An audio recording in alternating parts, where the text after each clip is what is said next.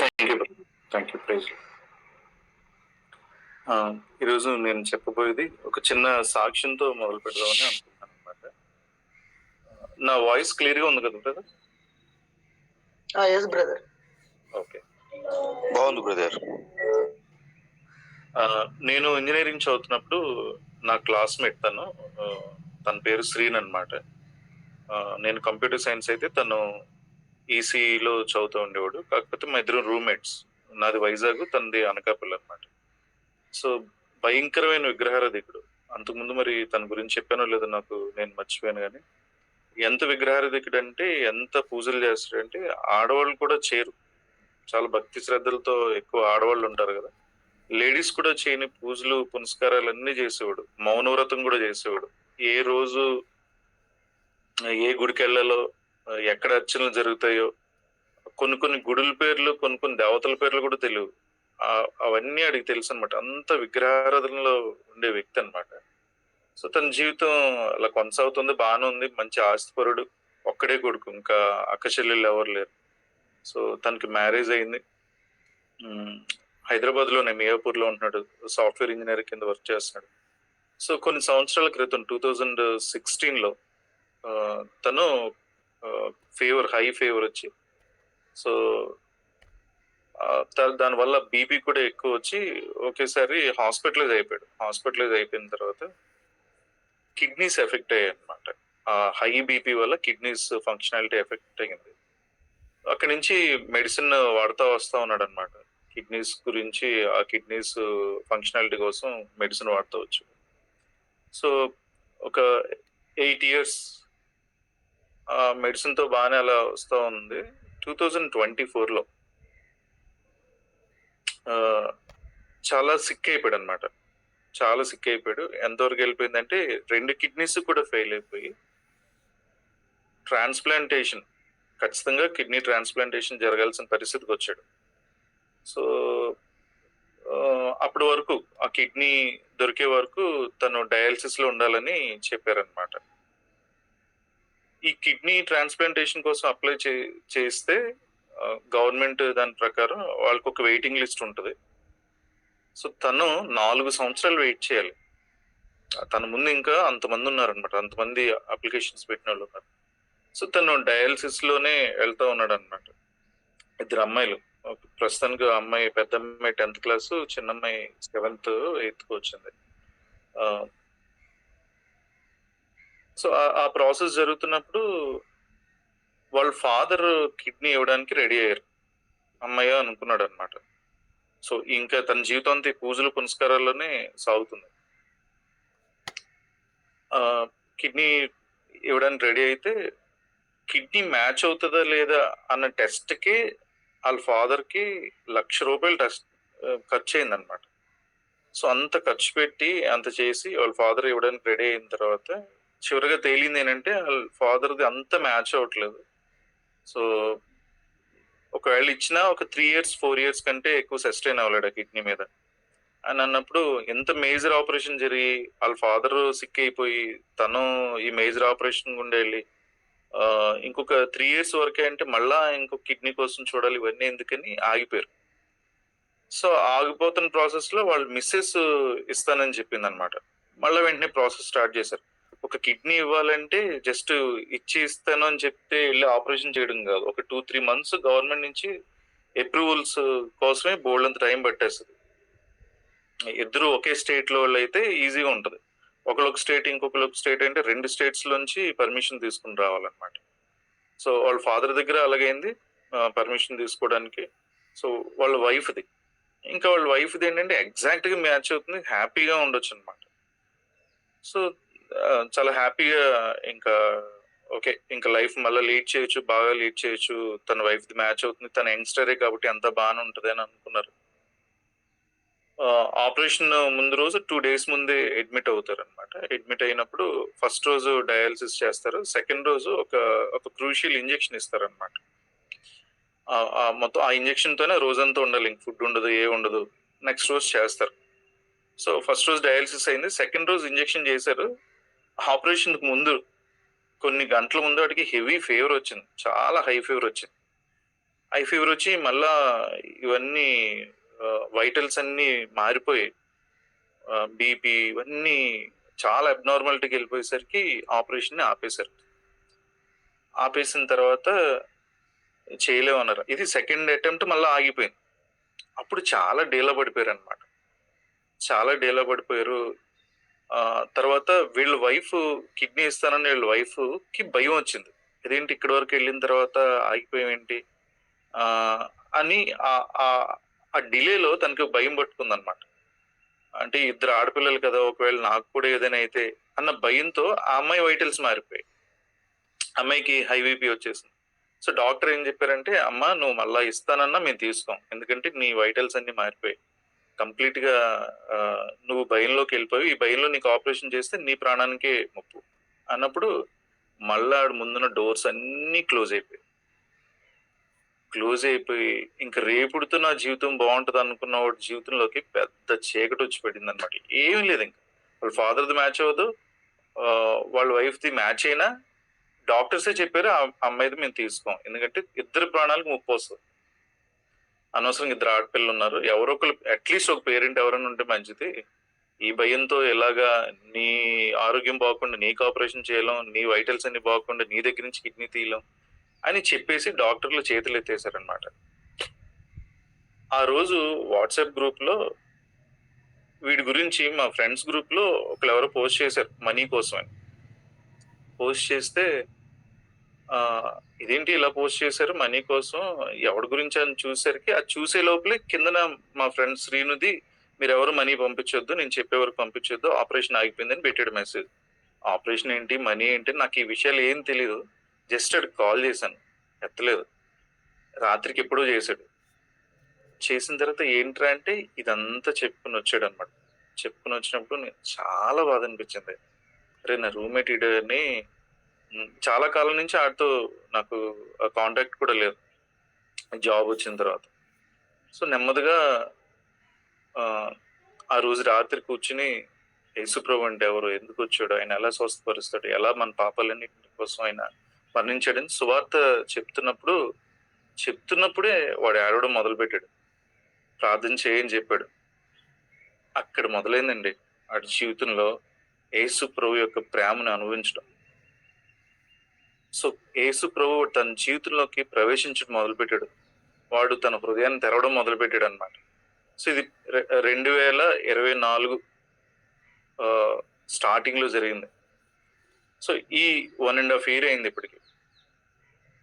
తను ఒక లెటర్ రాశాడు నాకు.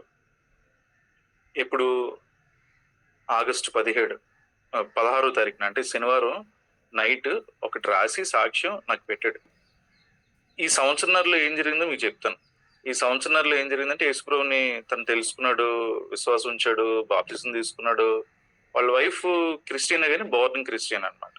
బాప్తిజం తీసుకున్నాడు. ఈ ప్రాసెస్ జరుగుతున్నప్పుడు మళ్ళీ ఏం జరిగిందంటే ఇంకా 3 years 4 years వెయిటింగ్కి మైండ్ సెట్ చేసుకున్నారు. వాళ్ళ మామయ్య గారు కూడా కిడ్నీ ఇస్తానని చెప్పారు. అమ్మయ్య ఆ వెయిటింగ్ తగ్గిందని అనుకున్నాం. వాళ్ళ మామయ్య గారు సేమ్ ఇలాగే ప్రాసెస్ స్టార్ట్ అయింది. నెక్స్ట్ రోజు ఇంకా ఆపరేషన్ అనగా ఒక ఇంజెక్షన్ ఇస్తారు, క్రూషియల్ ఇంజెక్షన్ అని చెప్పాను కదా, అది మెడకి ఇస్తారు అన్నమాట. ఆ మెడకి ఇంజెక్ట్ చేసేటప్పుడు ఆ మెడ అంతటిని టెస్ట్ చేసినప్పుడు లోపల మెడలో కాయలు ఉన్నట్టు గుర్తించారు అనమాట. మళ్ళీ ఆపేశారు ఆపరేషన్ ఆపేసి ఆ కాయలు ఏంటని చూస్తే ఆ లోపల కాయలు తనకి ఏంటిది టీబీ ఎఫెక్ట్ అవ్వడం వల్ల వచ్చిందనమాట. అంతే మళ్ళా కూలిపోయినట్టు అయిపోయారు. టీబీతో చేయలేం, వాళ్ళు చేసినా అది ఎఫెక్ట్ అయితే కిడ్నీ ఇచ్చింది కూడా వేస్ట్ అవుతుంది, అనవసరంగా అవతల ఆరోగ్యం పాడు చేయడం తప్ప ఏం ఉండదు, టీబీ అంతా క్యూర్ అయితే తప్ప అని చెప్పారు. సో టీబీ ఇంకా మళ్ళీ డేలో పడిపోయారు. మళ్ళీ అంటే ఆ వ్యక్తి పరిస్థితి చూడండి, 2 అమ్మాయిలు పెట్టుకుని చిన్నపిల్లల్ని పెట్టుకుని ఈ ప్రాసెస్ లో తను డయాలసిస్ లో ఉండి రాలేకపోతున్నాడు ఆఫీస్కి, జాబ్ లోంచి తీసేశారు. వాళ్ళు ఫైనాన్షియల్ గా, మెంటల్ గా, ఫిజికల్ గా కంప్లీట్ గా సఫర్ అవుతున్నాడు. సో జాబ్ పోయింది.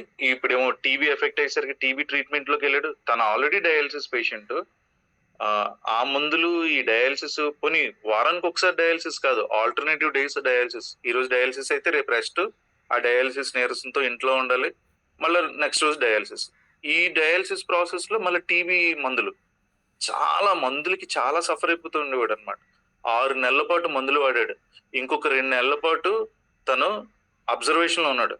మళ్ళా గ్రీన్ సిగ్నల్ ఇచ్చారు, ఓకే చేయొచ్చని. మళ్ళా ఆ 2 నెలల ప్రాసెస్ తర్వాత ఒక 1 మంత్ క్రితం సో మళ్ళా ప్రాసెస్కి వెళ్ళినప్పుడు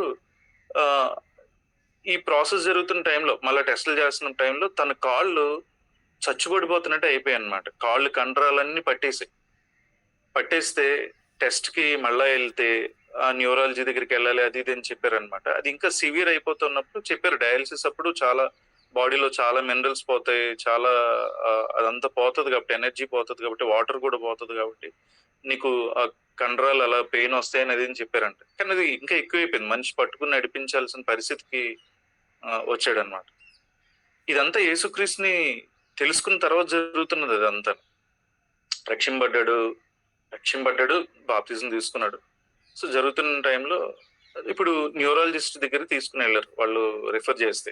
హైదరాబాద్ లో హైటెక్ సిటీలో ఏఎన్యు అనే హాస్పిటల్లో తన ట్రీట్మెంట్ జరుగుతుంది అనమాట. సో వెళ్ళిన తర్వాత ఇప్పుడు న్యూరాలజీ వాళ్ళు చాలా పెద్ద బాంబు వేశారు. ఏంటంటే మొత్తం స్కానింగ్ అంతా, total body scanning, brain scan కూడా తీసిన తర్వాత చెప్పింది ఏంటంటే మెదడులో ట్యూమర్ ఉంది అని చెప్పారు. చెప్పి నీకు ఇంకా లైఫ్ లాంగ్ నీకమ్మ ఆపరేషన్ చేయడానికి అవ్వదు, ఈ ట్యూమర్ వల్ల నీకు ఎనస్థీషియా ఇస్తే నువ్వు మళ్ళా కోమాలో వెళ్ళిపోతావు తప్ప బయటికి రాలేవు అని చెప్పేశారు వాళ్ళు. అంతే, కంప్లీట్ మళ్ళా చీకటి. ఇంక తేరుకోలేని పరిస్థితి. వాళ్ళ వైఫ్ ఇంకా ఏంటంటే ఇంకా డాక్టర్ ముందు ఏడుస్తుంటే వాళ్ళ బాధ చూడలేక ఆ నెఫ్రాలజిస్ట్ ఆ డాక్టర్ ఆడడం మొదలు పెట్టాడంట. ఎందుకంటే చాలా కాలం నుంచి ట్రీట్ చేస్తున్నాడు, ఏదో ఒక హోప్ రావడం, మళ్ళా ఇలా చీకటి అయిపోవడం, ఇలా చూసి తనే ఆడవడం మొదలు పెట్టినప్పుడు అదే పరిస్థితుల్లో మళ్ళా ఫోన్ చేశాడు. మధ్యలో ఫోన్ చేసి ఆల్మోస్ట్ ఒక 3-4 days మాట్లాడుతూ ఉంటాడు. చేసినప్పుడు మళ్ళీ మేము ప్రార్థన చేస్తాం, సంఘం అంతా ప్రార్థన చేస్తుంది. ఒక 2 weeks క్రితం, 2 weeks హార్డ్లీ ఒక 2 weeks 10 days క్రితం మళ్ళీ ఆ డాక్టర్, ఏఎన్యు డాక్టర్, నెఫ్రాలజిస్ట్ మా మొత్తం రిపోర్ట్లన్నీ పట్టుకుని నేను కూడా వస్తాను, వెళ్దాం, కేర్ హాస్పిటల్కి వెళ్దాం, వేరే హాస్పిటల్కి వెళ్దాం, పెద్ద సర్జన్స్ దగ్గరికి తీసుకుని వెళ్దాం, ఏదైనా ఉంటుందేమో ఆల్టర్నేటివ్ చూద్దామని వెళ్ళినప్పుడు దేవుడు చాలా గొప్ప కార్యం చేశాడు. ఏం చేశాడంటే ఆ డాక్టర్ల దగ్గరికి వెళ్ళినప్పుడు వాళ్ళందరూ టెస్టులు చేసి ప్రస్తుతానికి పర్వాలేదు, 6 months వరకు దాని గురించి ఆలోచించాల్సిన అవసరం లేదు, 6 months తర్వాత ఆలోచిద్దాం, కాబట్టి ఆపరేషన్ కి ఇబ్బంది ఏం లేదు, కాబట్టి గో హెడ్ అని గ్రీన్ సిగ్నల్ ఇచ్చారు. సో వాళ్ళు చాలా హ్యాపీ ఫీల్ అయ్యారు. ఇప్పుడు మళ్ళీ వాళ్ళ మామయ్య గారే ఇస్తున్నారనమాట. అది ఈ రోజు జరుగుతుంది ఆపరేషన్. 9 నుంచో 10 నుంచో జరుగుతుంది. దయచేసి వాడి కోసం అందరూ ప్రార్థన చేయండి. సో ఈ 16వ తారీఖున, శనివారం 16వ తారీఖున నాకు ఒక రిటర్న్ లెటర్ అంతా ఫోటో తీసి పెట్టాడు అనమాట, 7 పేజీల ఫోటో. ఇది 16వ తారీఖున రాసింది. దాంట్లో ఏం రాశాడంటే, శ్రీను అనే నేను ఒకప్పుడు అన్య దేవతలకి ఆరాధికుని అని మొదలుపెట్టాడు. బాధ అంతా రాసుకుని వచ్చి చివరిలో ఒక మాట రాశాడు. అది చదువుతున్నప్పుడు, ప్రభువా నువ్వెంత గొప్పోడు, ప్రభువా ఎంత గొప్పోడు, నువ్వు దీనుల్ని దరిద్రుల్ని పైకి లేవనెత్తి దేవుడు అని అనుకున్నాను అనమాట. విశ్వాసానికి కర్తవి కొనసాగించేవాడు అని అనుకున్నాను. 16వ తారీఖున రాసిన లెటర్లో తను రాసింది ఏంటంటే, ఆగస్టు 19వ తారీఖున నాకు కిడ్నీ ట్రాన్స్ప్లాంటేషన్ ప్రభు అయిన యేసుక్రీస్తు దయ వలన సక్సెస్ఫుల్ గా జరిగింది. అంతేకాదు నా కుటుంబంలోకి, నా పిల్లలు, నా భార్య, నాకు, నా ఫ్యామిలీ అంతట్లోకి ఆయన తన సంతోషాన్ని నింపాడు. నా బ్రెయిన్ లో ఉన్న ట్యూమర్ కూడా వితౌట్ ట్రీట్మెంట్ కరిగిపోయింది అని రాశాడు. ప్రభువైన యేసుక్రీస్తుకే మహిమ కలుగును గాక. ఈ సాక్ష్యం 100 మందితో నేను చెప్తాను, 3 నెలల్లో నేను బయటకు వచ్చి చెప్తాను అని రాశాడు. అర్థమైందండి. 16 తారీఖున 19వ తారీఖున జరగాల్సిన ఆపరేషన్ గురించి తను కన్ఫెస్ చేసింది ఏంటంటే, సక్సెస్ఫుల్ గా జరిగింది, నా బ్రెయిన్ లో ఉన్న ఆ ట్యూమర్ కరిగిపోయింది, ప్రభువైన యేసుక్రీస్తు నన్ను సంపూర్ణంగా స్వస్థపరిచాడు, నా కుటుంబంలోకి సంతోషాన్ని నింపాడు, ఆయనకే మహిమ కలుగును గాక అని రాశాడు. ఎంత గొప్ప విశ్వాసం అంటే, రాక్ సాలిడ్ ఫెయిత్ అంటారు చూడండి, అది. అంత గొప్ప విశ్వాసానికి తన జీవితంలో ఒకప్పుడు ఏం చెప్పాడంటే, నా జీవితంలో ఏం జరుగుతుందో నాకు తెలియదు, చనిపోవడమే నా ముందున్న సొల్యూషన్ నేను అనుకుంటున్నాను. నేను, నా పిల్లలు, నా భార్య చనిపోవడం తప్ప నా ముందు ఏమీ లేదు, నా చుట్టూ చీకటి అని చెప్పాడు 2014 మార్చిలో. 2015 ఆగస్టుకు వచ్చేసరికి తన జీవితంలో దేవుడు చేసిన, యేసు ప్రభు చేసిన గొప్పది ఏంటంటే, నిరీక్షణకు ఆధారం అయ్యాడు ఆయన. తన్ని విశ్వాసంలో బలపరిచి, స్థిరపరిచి నడిపిస్తున్నాడు. ఎంత గొప్ప నిరీక్షణ, ఎంత గొప్ప విశ్వాసం వాళ్ళలో ఎలా పుట్టించాడో దేవుడు నాకు అర్థం కాలేదు. అసలు ఎలా దేవుడు అర్థమయ్యాడో తెలియదు. ఒకవేళ ఏదో ఆశించే దేవుడి దగ్గరికి వచ్చుంటే, దేవుని తెలుసుకున్న తర్వాత, యేసు ప్రభువుని నమ్మిన తర్వాత జరుగుతున్న ఆ ఇబ్బందులన్నిటినీ కానీ చూస్తే ఎప్పుడో వెనక్కి వెళ్ళిపోవాలి. నాకు అనిపించింది, వాడు ఏదో ఆశించి రాలేదు, దేవుడు ఆకర్షిస్తూ వచ్చాడని అనిపించింది అనమాట. అందుకే తను నిలదొక్కగలిగాడు అనమాట. అందుకే ఒక దైవజనుడు ఏం చెప్తాడంటే, symptoms are not sickness, when you meditate on symptoms they will become sickness. Symptoms అనేవి రోగాన్ని కాదు, ఆ రోగాన్ని అంటే ఆ సిమ్టమ్స్ ని మనం ధ్యానిస్తున్నప్పుడు అవి సిక్నెస్ కింద మారిపోతాయి. మన పరిస్థితులు మనం ధ్యానిస్తున్నప్పుడు ఆ పరిస్థితులు మన జీవితంలోకి వస్తాయి. కానీ మనం చూడాల్సింది, మనం ధ్యానించాల్సింది దేవుని వాక్యాన్ని విశ్వాసంతో. అందుకే హెబ్రీయులకు రాసిన పత్రిక 11వ అధ్యాయం 1వ వచనంలో ఏముంటదంటే, విశ్వాసం అనేది నిరీక్షింపబడి వాటి యొక్క నిజ స్వరూపం. ఏదైతే మనం నిరీక్షిస్తున్నాం, ఏదైతే మన జీవితాలలో కావాలనుకుంటున్నాం, జరుగుతుందని అనుకుంటున్నాం, ఆశిస్తున్నాం, వాటన్నిటిని కంటికి కనబడిన దాని అంతటిని తిరిగి ఆ నిజ రూపంలోకి, ఆ ఎగ్జిస్టెన్స్ లోకి తీసుకొచ్చేది ఏంటంటే మనలో ఉన్న విశ్వాసం. మన విశ్వాసం కాదు, మన ఆలోచన, మన శక్తి మీద, మన మన సామర్థ్యం మీద ఉన్న విశ్వాసం కాదు, యేసుక్రీస్తు యొక్క మాటల మీద ఉన్న విశ్వాసం, దేవుని మాటల మీద ఉన్న విశ్వాసం ఏం చేస్తుందంటే, నిరీక్షింపబడి వాటిని నిజ స్వరూపంలోకి తీసుకుని వస్తాయి, ఆ ఎగ్జిస్టెన్స్ లోకి తీసుకుని వస్తాయి. ఈ లెటర్ చూసినప్పుడు 19వ తారీఖున ఆపరేషన్ గురించి ఇంకా ఆలోచించాల్సిన అవసరం లేదు. వాడి నమ్మిక చొప్పున అదంతా ఎగ్జిస్టెన్స్ లోకి వస్తుంది. ఆల్రెడీ అడిగి హీలింగ్ అయిపోయింది అంతే. ఆల్రెడీ ఆ ఆపరేషన్ సక్సెస్ఫుల్ గా అయ్యింది. ఆ కిడ్నీ ట్రాన్స్ప్లాంటేషన్ వాడి జీవితంలో అయిపోయింది. మోషే కూడా చెప్తాడు కదా ఇశ్రాయేల్ ప్రజలందరికీ ఆ ఎర్ర సముద్రం ముందు, వీని ఈ శత్రువులు మరి ఎన్నడూ మీరు చూడరని అంటాడు. దాటక ముందే చెప్తాడు. అది విశ్వాసంతో అన్నమాట. విశ్వాసంతో వాళ్ళందరూ జయించారు. ఈ వ్యక్తి జీవితంలో చూసినప్పుడు కూడా నాకు చాలా సంతోషం అనిపించింది. ప్రభు, ఇలాంటి విశ్వాసం నా జీవితంలో నాకు కలుగుచే. పరిస్థితులన్నింటినీ చూస్తున్నప్పుడు, వ్యాధులు బాధల్లో ఉన్నప్పుడు, ఈ పరిస్థితిని చూడకుండా, ఇప్పుడు జరుగుతున్నదాన్ని చూడకుండా నన్ను విడుదల చేయగలిగే, నన్ను విమోచించగలిగే, నన్ను స్వస్థపరచగలిగే నీ వాక్కు వైపు నా హృదయాన్ని తిప్పుకోవడానికి, దాన్ని విశ్వసించడానికి, దాన్ని బట్టి సంతోషించడానికి, అవన్నీ పొందుకున్న తర్వాత కాదు, ముందే విశ్వాసం అనేది నిరీక్షింపబడే వాటి యొక్క నిజస్వరూపం. దాన్ని ముందే చూసే కృపని, ఆ శక్తిని, ఆ నా అంతరంగ పురుషుల్లో ఆ శక్తిని నీ ఆత్మ ద్వారా ప్రసాదించు ప్రభు. నేను ఆ లెటర్ చూసి నేను ధైర్యం తెచ్చుకున్నాను. నేను దేవుని బట్టి సంతోషించాను, వాడిని బట్టి సంతోషించాను, తిరిగి నేను ధైర్యం పొందుకున్నాను అనమాట. 1 కొరింథీయులకు రాసిన పత్రిక 2:9 కూడా ఇదే ఉంటది. తన్ను ప్రేమించి వారి కొరకు ఏవి సిద్ధపరిచినా అవి కంటికి కనబడలేదు, చెవికి వినబడలేదు, మనిషి హృదయమునకు గోచరం కాలేదు. దేవుడు మనల్ని ప్రేమించి మన కోసం సిద్ధం చేసేవన్నీ కూడా వెంటనే మన కంటికి కనబడేవి కాదు, మన చెవులకి వినబడేవి కాదంట, మన హృదయాలకి అర్థం కాదంట. ఎప్పుడు ఇవన్నీ అంటే ఆయన సన్నిధిలో కూర్చున్నప్పుడు, ఆయనతో సహవాసం చేస్తున్నప్పుడు దేవుని ఆత్మ ద్వారా అవి మనకు ప్రత్యక్షపరచబడుతూ ఉంటాయి. అందుకే కింద 10వ వచనంలో ఉంటది, 1 కొరింథీ 2:10. మనకైతే దేవుడు వాటిని తన ఆత్మ వల్ల బయలుపరిచి ఉన్నాడు. ఆత్మ అన్నింటినీ, దేవుని మర్మములను కూడా పరిశోధించున్నాడు. ఆ ఆత్మే, పరిశుద్ధాత్మ దేవుడు మనకి రివీల్ చేస్తాడు. దేవుడు ఏమై ఉన్నాడో, ఆయన ఎంత శక్తి కలిగినాడో, ఆయన నీ కోసం ఏది సిద్ధపరిచించాడో, ఏది వాగ్దానం చేశాడు ఇవన్నిటిని రియాలిటీలోకి తీసుకుని వస్తాడు. ఎప్పుడు ఆ రూమ్ లో ఉంటుండగానే, ఆయన సన్నిధిలో ఒంటరిగా కూర్చుని మనం ప్రార్థన చేస్తుండగానే వాటన్నిటిని విశ్వాసం ద్వారా పొందుకునేటట్టు చేస్తాడు. విశ్వాసం ద్వారా వాటిని మనం శారీరకంగా అనుభవించక ముందే, అంటే కంటికి కనబడక ముందే వాటిలో మన ఆత్మలో, మన మనస్సులో వాటిని మనం అనుభవించి దేవుని బట్టి సంతోషంగా బయటకు వస్తాం అన్నమాట. నా ప్రభు నాకున్నాడు కదా చాలని. ఆ వ్యక్తి ఎలాగైతే 16వ తారీఖునే 19వ తారీఖు గురించి చెప్పాడు, కన్ఫెస్ చేశాడు. అలాంటి సంతోషకరమైన హృదయంతో మనం ఆయన సన్నిధిలో నుంచి బయటకు వస్తాం. ఎప్పుడంటే ఆయన వైపు చూడగలిగినప్పుడు, ఆయన మాటల వైపు చూడగలిగినప్పుడు. ఆడికి ఒక మాట చెప్పాను అనమాట. దాన్ని చాలా సీరియస్ గా తీసుకున్నాడు.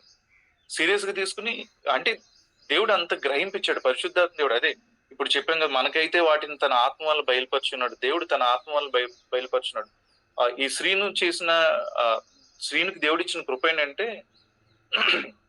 ప్రతి వాక్యం మీద వెంటనే ఆధారపడేవాడు అనమాట. ఒక చిన్న పిల్లోళ్ళగా, చిన్నపిల్లలు తల్లిదండ్రులు ఏం చెప్తే అది వింటారు కదా, అదే నమ్ముతారు అంతే. పరలోక రాజ్యం ఇలాంటి వారిదని దేవుడు అందుకే చెప్పాడేమో. చిన్నపిల్లలు తల్లిదండ్రులు చెప్పింది యాస్టీజ్ గా వింటారు. ఇప్పుడు కొట్టినా నీకు అది ఇస్తానంటే అన్నీ నమ్మేస్తారు, ఏడు బాబేస్తారు అంతే. ఇవ్వలేదు అనుకోండి, ఇవ్వలేదని ఏడుస్తారు. లేదు సాయంత్రం తెస్తారంటే మళ్ళా నార్మల్గా ఉంటారు. సో కంప్లీట్ ఫెయిత్ అనమాట. చెప్పేవాడి మీద ఫెయిత్, ఎవరిని ఫాలో అవుతున్నారో వాళ్ళ మీద ఫెయిత్.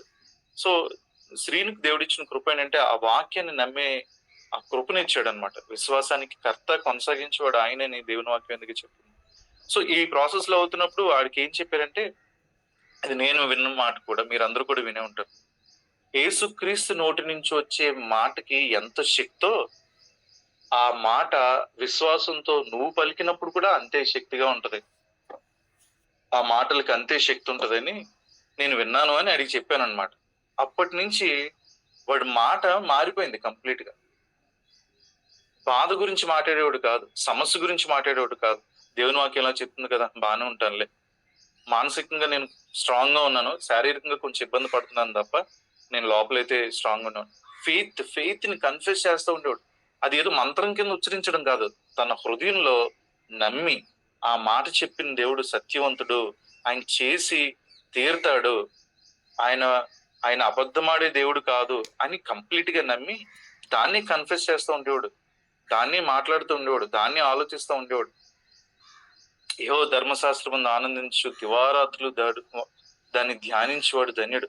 దివారాత్రులు ధ్యానించడం అంటే ప్రతి పరిస్థితిలో వాక్యానుసారంగా వాక్యాన్ని ఆధారం చేసుకుంటూ ఆలోచించడం, మాట్లాడడం, ప్రవర్తించడం, ప్రతి పరిస్థితిలో, ప్రతి సమయంలో, ప్రతి చోట కూడా దాన్ని ధ్యానిస్తున్నప్పుడు, దాన్ని మెడిటేట్ చేస్తున్నప్పుడు, దాని ప్రకారం నడుస్తున్నప్పుడు వాడు ఆకువాడక తన కాలం ముందు ఫలమిచ్చే చెట్టు వలె ఉంటాడు. ఎప్పుడు కూడా పచ్చగా ఉంటాడు అనమాట. దాన్ని కంప్లీట్ గా ఫాలో అయ్యి ఆ విశ్వాసాన్ని బయటికి ఎగ్జిబిట్ చేయగలిగాడు. మనం ఎన్ని చేసినానండి, దేవుడు మన జీవితంలో కార్యం చేయాలంటే విశ్వాసం ద్వారా తప్ప ఏమీ చేయలేడు. విశ్వాసం లేకుండా దేవునికి ఇష్టడై ఉండట అసాధ్యం. దేవుని వాక్యం అసాధ్యం. క్రియలు బట్టి కానీ, ఇంకొక దాన్ని బట్టి కానీ, ఇంకొక దేవుని బట్టి కానీ దేవుడి దృష్టిలో ఆయనకి ఇష్టలుగా మనం బ్రతకలేం. యేసుక్రీస్తు మన జీవితం మనల్ని ప్రేమించి ఆయన భూమి మీదకి వచ్చి ఏం చేశాడో, ఆయన శరీరధారిగా ఉన్నప్పుడు ఏం చేశాడో, తిరిగి ఎత్తబడినప్పుడు ఆయన ఏం మాట్లాడాడో, ఏం వాగ్దానం చేశాడో, బైబిల్ గ్రంథంలో ఉన్న ప్రతి మాటని నమ్మడం బట్టి ఆయన మనల్ని చూసి సంతోషిస్తాడు. అంతేకాదు, ఒకసారి 12 సంవత్సరాల రక్తస్రావం గల స్త్రీ ఉంటది కదా, తనకి ఏం చెప్తాడో, ఆ స్టోరీ మనం చూసినప్పుడు ఏముంటది, నాలోంచి ప్రభావం బయలు వెళ్ళిందని శిష్యులతో చెప్తాడు. ఎవరో నన్ను ముట్టుకున్నారు, నాలోంచి ప్రభావం బయలు వెళ్ళింది అంటాడు. దేవునిలో ఉన్న శక్తి, దేవునిలో ఉన్న అద్భుతమైన క్రియలు చేయగలిగిన శక్తి మన జీవితంలోకి ప్రవహించాలంటే భక్తితో ఇంకొకటో కాదు, విశ్వాసం ద్వారా మాత్రమే ఆయన ప్రభావం మన జీవితంలోకి ప్రవహిస్తుంది. మన జీవితంలోంచి ఇతరుల జీవితాల్లో కూడా ప్రవహించేది విశ్వాసం ద్వారా మాత్రమే. ఇంకా ఏది కూడా దేవుడిని మనకి అట్రాక్ట్ చేసేటట్టు, అంటే మనలో ఉన్నది ఏది కూడా దేవుడికి అట్రాక్షన్ గా ఉండదు. మన క్రియలు కాదు అట్రాక్షన్, మనలో ఉన్న విశ్వాసం ఆయన కంప్లీట్ గా అట్రాక్ట్ చేస్తుంది. ఆ విశ్వాసానికి ఆయన అట్రాక్ట్ అయిపోతాడు అనమాట. అట్రాక్ట్ అయిపోయి వెంటనే కార్యాన్ని చేయడం మొదలు పెడతాడు. అది బయట ఎవరికి కనబడకపోవచ్చు, మనకి విశ్వసించిన వ్యక్తికి బయటికి కనబడిపోవచ్చు, కానీ విశ్వసించిన వ్యక్తికి లోపల అర్థం అవుతుంది దేవుడు తన కార్యాన్ని మొదలు పెట్టాడని. తన ప్రభావాన్ని ఆ లోపలే అనుభవించడం మొదలు పెడతాడు. అందుకే ఈ స్త్రీ విశ్వాసంతో తన అంగిని ముట్టుకున్నప్పుడు స్వస్థపరచబడుతున్నప్పుడు నాలోంచి ప్రవాహం ప్రవహించింది. ఎవరు ఆ వ్యక్తి? అంతమంది పడుతున్నప్పుడు ఒక్క వ్యక్తి విశ్వాసంతో ముట్టుకున్నట్టు అక్కడ మనం చూస్తాం. విశ్వాసంతో ముట్టుకున్నప్పుడు దేవుడు కార్యాన్ని మన జీవితంలో చేయడానికి ఆయనకి మనం డోర్స్ ఓపెన్ చేసినట్టు అవుతాం అనమాట. ఆయన అలౌ చేసినట్టు అవుతాం. దేవుడు ఎంత శక్తివంతుడు అంటే, ఒకసారి హెబ్రీలకు రాసిన పత్రిక 11వ అధ్యాయం 3వ వచనం.